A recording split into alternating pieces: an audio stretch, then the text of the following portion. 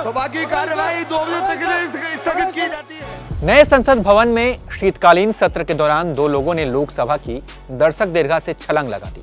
सुरक्षा व्यवस्था की धज्जियां उड़ाते हुए इन लोगों ने संसद भवन में स्मोक कैंडल भी जलाई। हालांकि सुरक्षा कर्मियों ने मौके पर ही इन्हें हिरासत में ले लिया। लेकिन अब सवाल उठता है कि आखिर संसद की सुरक्षा में ऐसी चूक हुई कैसे। चलिए अब आपको बताते हैं कि आखिर किन लोगों के जिम्मे होती है संसद भवन की सुरक्षा की जिम्मेदारी और ये कितने लेयर में होती है। संसद की सुरक्षा फिलहाल 3 लेयर में होती है। इसमें बाहरी सुरक्षा की जिम्मेदारी दिल्ली पुलिस के जिम्मे है, यानी अगर कोई संसद भवन में जाता है या फिर संसद भवन में जबरन घुसने की कोशिश करता है तो सबसे पहले उसका सामना दिल्ली पुलिस से होगा। इसके बाद दूसरी लेयर होती है पार्लियामेंट ड्यूटी ग्रुप का। तीसरी लेयर होती है पार्लियामेंट्री सिक्योरिटी सर्विस का। राज्यसभा और लोकसभा दोनों के पास अपनी पर्सनल पार्लियामेंट सिक्योरिटी सर्विस होती है। पार्लियामेंट सिक्योरिटी सर्विस साल 2009 में अस्तित्व में आया था। इससे पहले इसे वॉच एंड वार्ड के नाम से जाना जाता था।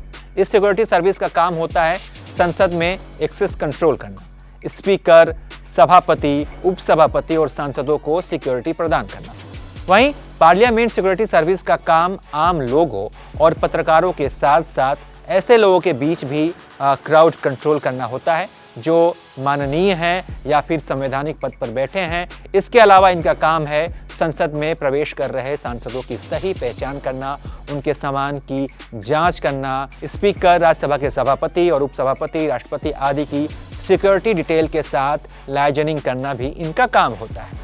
आपने वीआईपी और मंत्रियों को मिलने वाली सिक्योरिटी से जुड़े मामले में वाई, जेड और Z+ जैसे शब्दों को खूब सुना होगा। दरअसल ये एक सिक्योरिटी की कैटेगरी है और ये वीआईपी के हिसाब से उन्हें दी जाती है। जैसे गृह मंत्री या फिर प्रधानमंत्री को Z+ की सिक्योरिटी मिलती है, वैसे ही अलग अलग वीआईपी लोगों को अलग अलग कैटेगरी की सिक्योरिटी मिलती है।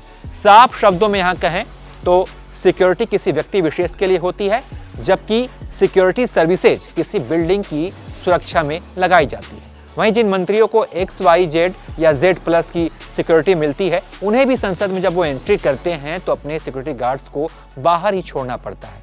तो कुल मिलाकर पार्लियामेंट्री सिक्योरिटी सर्विसेज के भरोसे ये सब कुछ होता है, ये लोग रहते हैं।